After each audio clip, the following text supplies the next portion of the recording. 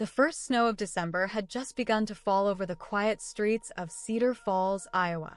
Christmas lights shimmered across front porches, children laughed as they built snowmen, and families gathered inside warm homes where the smell of fresh cookies filled the air. But inside a small apartment above an old bookstore, 25-year-old Emma Carter sat alone by her bedroom window, staring at a sketchbook that had become more of a diary than a collection of fashion designs. Every page held a dream she had never dared to chase. Elegant dresses, modern business suits, evening gowns inspired by New York's skyline. Each drawing represented the life she imagined for herself, a life far beyond Cedar Falls. Emma had always believed that clothes could tell stories. A simple dress could make someone feel confident. A perfectly tailored jacket could help someone walk into an interview believing they belonged there. Fashion to Emma wasn't about luxury. It was about hope. When she was 16, her grandmother had taught her how to sew using an old Singer sewing machine that still sat beside her bed. Every weekend, they created dresses from leftover fabric bought at discount stores. Her grandmother used to smile and say, "The world doesn't remember people who never take chances." Emma never forgot those words. But after her grandmother passed away, life slowly became smaller. Dreams turned into responsibilities. College loans had to be paid. Bills arrived every month. She accepted a stable marketing job at a local furniture company. The paycheck was reliable. The work wasn't. Every morning felt exactly like the one before. Coffee, emails, meetings, spreadsheets, clock out, sleep, repeat. Her coworkers thought she was lucky. "You've got a great job," they often said. "You'll probably retire here." Emma smiled politely every time. Inside, she felt like she was disappearing. The only person who knew about her dream was her boyfriend, Ryan MIT. Chill. At least, she thought he knew. They had been together for 4 years. Ryan was handsome, confident, and successful. He worked as a financial advisor and seemed to have every detail of his future planned. House by 30, marriage, 2 kids, vacation home, retirement investments. Everything fit neatly into his life plan. Everything except Emma's dream. One evening, while they were having dinner at an expensive restaurant, Emma finally gathered the courage to tell him, "I've been thinking." Ryan looked up from his phone. "About what?" "I want to apply to a fashion design program in New York." Silence.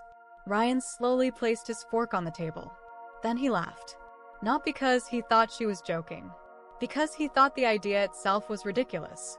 "New York." Emma nodded. "I've been saving money." "You've been serious about this?" "Yes." Ryan leaned back in his chair. "Emma, you're 25. So, fashion school is for teenagers." She felt her heart sink. "I don't believe that." Ryan sighed. "You have a good career. We're getting engaged soon. Why would you throw everything away to chase some fantasy?" Fantasy.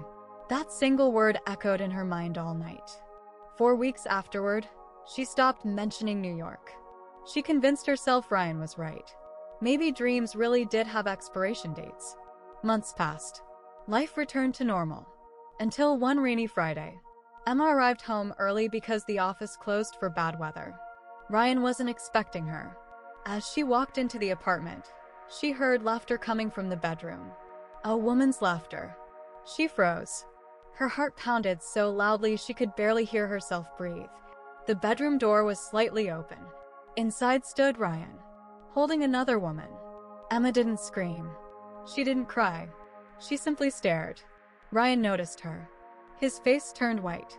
"Emma." The other woman grabbed her purse and rushed past without saying a word. Ryan followed. "It's not what it looks like." Emma looked at him calmly. "Then tell me what it looks like." He searched for an answer. None came. "I made a mistake." She nodded slowly. "No. You made a choice." For nearly 5 minutes, neither of them spoke. Finally, Emma walked into the bedroom. She pulled an old suitcase from beneath the bed, packed a few clothes, her sketchbook, her grandmother's sewing kit, and the old photograph of them together. Ryan stood in the hallway watching. "Where are you going?" Emma zipped the suitcase. "I don't know, but I know I'm not staying." She placed the apartment keys on the kitchen counter. alongside the engagement ring Ryan had given her 6 months earlier. Without looking back, she walked out forever. 3 weeks later, Emma stood inside Chicago's Union Station with exactly $518 left. Everything she owned fit inside one suitcase. She had sold her car, canceled her apartment lease, quit her job. Most people thought she had lost her mind. Her parents begged her to stay. Friends warned New York would destroy her. Ryan called over 30 times. She answered none of them. When the train finally arrived in Manhattan, Emma stepped onto the platform feeling equal parts terrified and excited. The city felt alive. Taxi horns echoed between skyscrapers. Steam rose from subway grates. Street musicians filled the sidewalks with music. People hurried past carrying coffees, laptops, shopping bags, and dreams of their own. For the first time in years, Emma felt invisible. Oddly, it was comforting. Nobody cared where she came from. Nobody knew her story. Nobody expected her to stay the same. She rented the cheapest room she could find in Brooklyn. The apartment had peeling paint. The radiator barely worked. 3 strangers shared the kitchen. One shower served 6 tenants. The landlord warned her, "Don't expect luxury." Emma smiled. "I didn't come here for luxury." Finding work proved much harder than she'd imagined. Fashion companies rejected her application after application. "We're looking for experienced designers. You need a stronger portfolio. We'll keep your resume on file." They never called back. Money disappeared faster than she expected. She found work at a neighborhood coffee shop. $6 an hour plus tips. Every morning she opened the cafe before sunrise. Every evening she returned exhausted. Still, every night she sketched, no matter how tired she felt. Sometimes until 2 in the morning.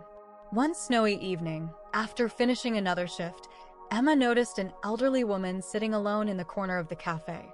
She had silver hair, wore an elegant navy blue coat, and was reading a thick fashion magazine. Emma walked over. "Would you like another cup of coffee?" The woman smiled warmly. "Only if you promise to sit down for a minute." Emma laughed. "I'm supposed to be working." "I noticed. I also noticed you've been drawing dresses on napkins all week." Emma looked surprised. "You saw that?" The woman reached into her handbag and carefully unfolded one of the napkins Emma had accidentally left behind the previous day. "You designed this?" Emma nodded nervously. "I'm sorry. I didn't realize I left it here." The woman didn't hand it back immediately. Instead, she studied every detail of the drawing. Then she asked a question that changed everything. "Who taught you to see beauty the way you do?" Emma blinked. No one had ever asked her that before. She quietly answered, "My grandmother." The woman smiled. "I thought so." Before Emma could ask what she meant, the cafe's front door suddenly opened. A tall man wearing a black wool coat stepped inside. He looked directly at the elderly woman. His expression changed instantly. "Mrs. Harrington." He sounded relieved. "I've been looking everywhere for you." The woman sighed as if she'd been expecting him. She stood up slowly. Before leaving, she folded Emma's sketch carefully and placed it back into her hands. Then she whispered something so quietly that only Emma could hear. "Don't let the city convince you that your dream is too small, because it isn't." Emma watched them disappear into the snowy streets of Manhattan. She had no idea who Mrs. Harrington really was. She had no idea why that brief conversation felt so important. And she certainly had no idea that within 48 hours, she would receive an invitation that would completely change the course of her life. Emma barely slept that night. She kept replaying the conversation with the elegant older woman. "Who taught you to see beauty the way you do?" It wasn't a question people normally asked. Most people looked at her sketches and commented on the colors or the style. Mrs. Harrington had looked beyond the drawings. She had somehow seen the person behind them. The next morning, New York woke beneath a blanket of fresh snow. Emma pulled on her old winter coat, wrapped a faded scarf around her neck, and hurried through the icy streets toward the cafe. The city buzzed as always, but her mind was somewhere else. She wondered if she would ever see Mrs. Harrington again. When she arrived, her manager, Luis, was standing behind the counter with a puzzled look on his face. "There you are," he said. "I've been looking for you." Emma frowned. "For me?" Luis held up a thick ivory envelope. This was delivered about 20 minutes ago. There wasn't a return address. It's definitely for you. Emma took the envelope carefully. The paper felt expensive. Her name, Emma Carter, was written in elegant gold lettering. She slowly opened it. Inside was a handwritten note. Dear Miss Carter, talent often hides in ordinary places. I believe yours deserves to be seen. If you are willing, join me tomorrow evening at 7 o'clock. The Harrington Foundation, 17 Lexington Avenue. Bring your sketchbook. Margaret Harrington. Emma read it 3 times. She looked up at Luis. I don't know who this woman is. Luis smiled. Well, you'd better find out. The entire day passed in a blur. She served coffees, cleaned tables, smiled at customers. But every few minutes she reached into her apron pocket to make sure the invitation was still there. After work, she searched the internet on her old laptop. Margaret Harrington. The screen filled with headlines. Legendary fashion executive retires after 40 years. The woman behind America's biggest luxury fashion empire. Margaret Harrington donates millions to young designers. Emma's mouth fell open. This wasn't just a wealthy woman. Margaret Harrington was one of the most respected names in the American fashion industry. Emma suddenly understood why the man in the black coat had treated her with such respect. Her hands began to shake. Why would someone like her want to meet me? The next evening, she stood outside an elegant brownstone on Lexington Avenue. The building looked more like a private museum than a home. Tall windows glowed warmly against the cold winter night. Emma glanced down at her clothes. A simple gray sweater, black jeans, worn boots. She almost turned around. I don't belong here, she whispered. Just as she reached for the sidewalk, the front door opened.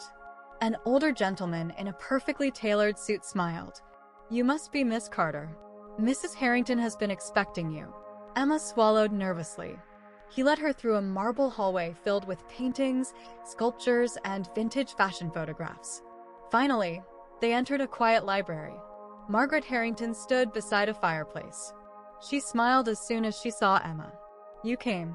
Emma nodded. I almost didn't. Margaret laughed softly. I know. I almost didn't follow my dreams either. Please, sit. Tea was already waiting. For nearly an hour they talked. Not about money, not about business, not even about fashion. Margaret asked about Emma's grandmother, her childhood, her favorite books, her fears, her dreams. Only then did she finally say, May I see your sketchbook? Emma handed it over. Margaret examined every page without speaking. She turned each page slowly, studying every line. Finally, she closed it. You have technical flaws. Emma looked embarrassed. I know. You've never received formal training. No. But, Margaret smiled. You have something that cannot be taught. Emma looked up. What is that? You design for people. Not for attention. Not for magazines. You imagine how someone will feel when they wear your clothes. That is rare.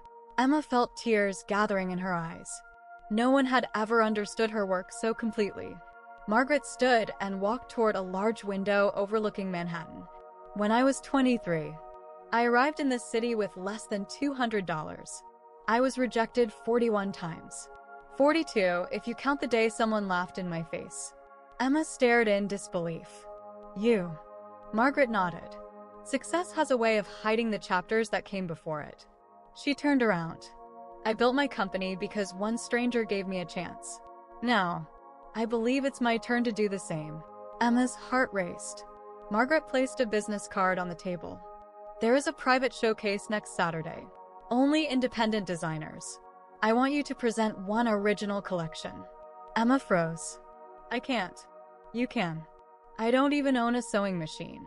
Margaret smiled knowingly. I thought you might say that. She pressed a small silver key into Emma's hand. What is this? My old studio. It has everything you'll need. Sewing machines, fabric, patterns. Use it. Emma stared at the key. I can't accept something like this. You aren't accepting it. Margaret replied gently. You're borrowing an opportunity. The old studio was located in a converted warehouse in Soho. Dust covered the wooden floors. Sunlight poured through enormous windows. Rows of professional sewing machines stood exactly where they had been left years earlier. Shelves overflowed with fabrics from around the world. Emma slowly walked through the room. She ran her fingers across silk, velvet, cotton, linen. She felt like a child discovering a magical world. For the next 6 days, she barely left.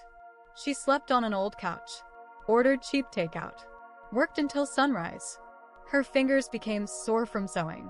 She made mistakes, started over, ripped apart entire dresses that weren't perfect. Every stitch reminded her of her grandmother. "Take your time," she could almost hear her say.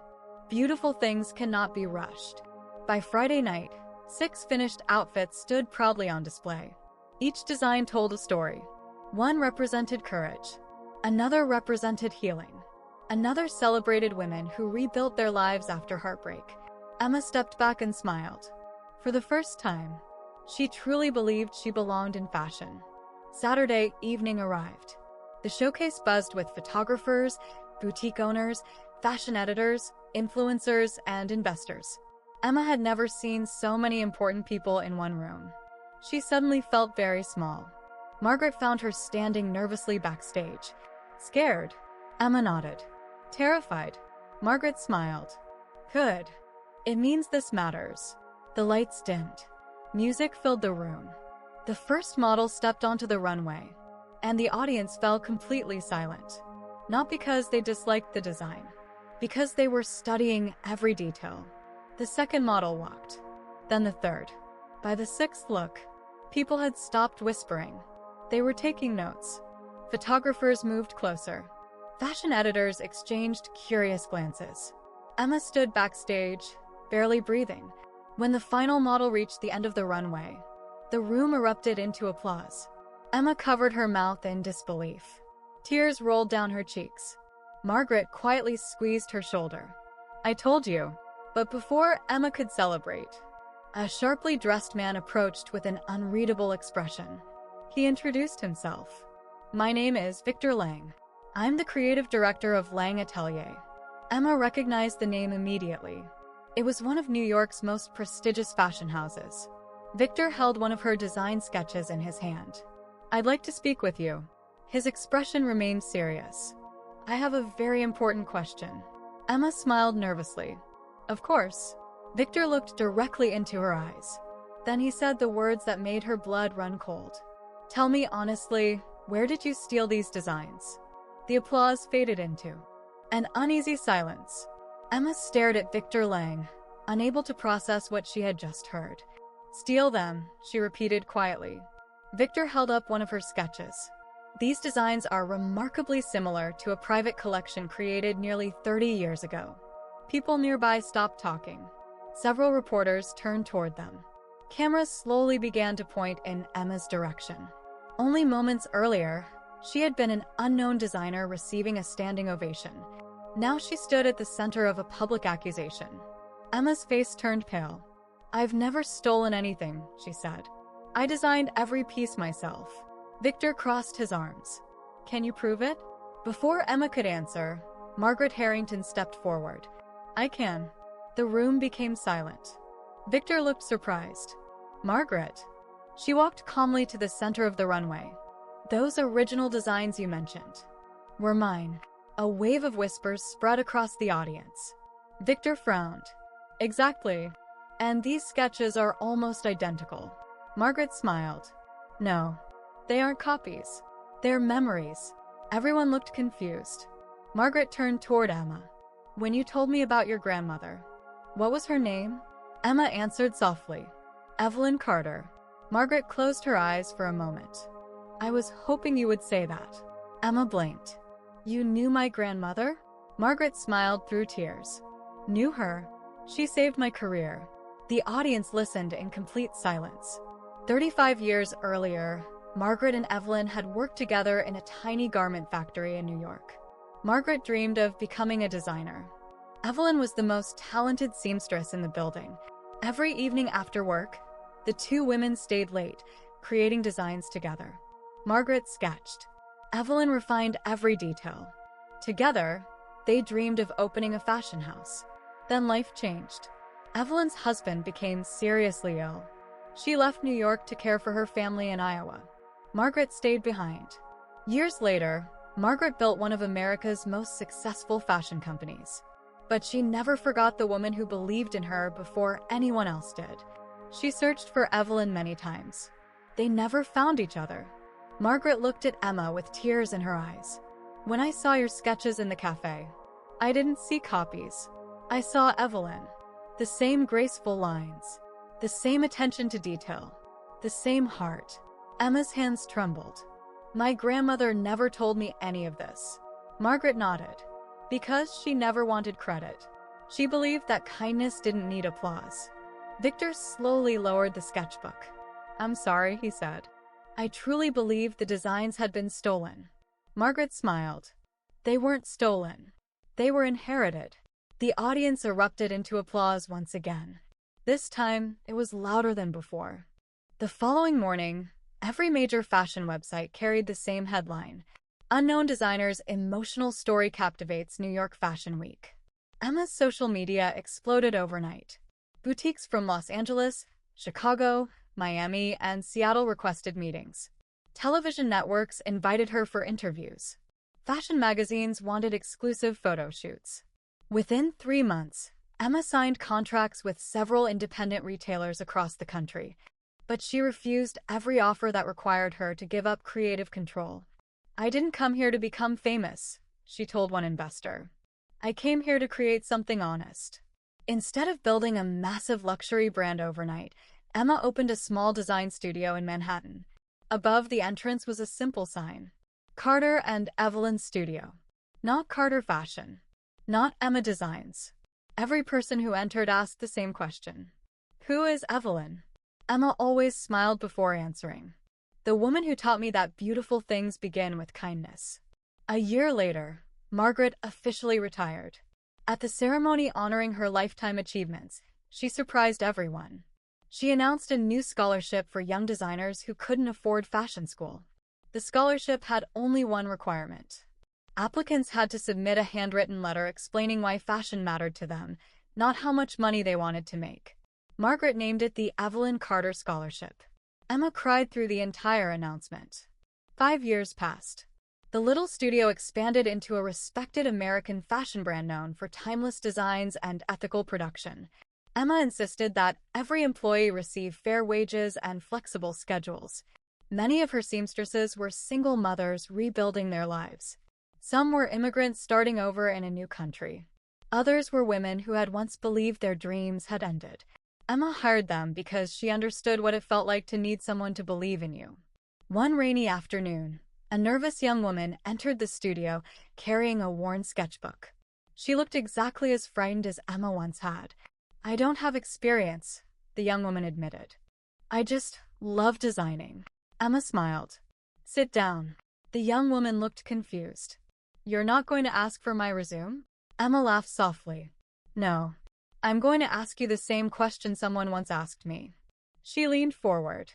"Who taught you to see beauty the way you do?" The young woman's eyes filled with tears. "My mom." Emma nodded. "Then tell me about her." Hours later, the young woman left with an internship offer. Margaret, now enjoying retirement, watched from the corner of the studio with a proud smile. "You've become exactly the person I hoped you would." Emma looked around the room. The sewing machines hummed with life. Designers laughed together. Fabric covered every table. Dreams were taking shape all around her. She smiled. "I didn't build this alone. No one ever does." Margaret squeezed her hand. "And that's the most beautiful design of all." Outside, New York continued rushing through another busy afternoon. Inside the studio, another dream had just begun. Emma glanced at the old Singer sewing machine that had once belonged to her grandmother. It still sat in the corner, polished and well cared for. She whispered a quiet thank you. Not because she had become successful, but because she had finally become the woman she was always meant to be. Sometimes life falls apart so that something stronger can be built. Sometimes losing the future you planned is the only way to discover the future you deserve. And sometimes, All it takes to change a life is one person who chooses to believe in a dream before the rest of the world can see it.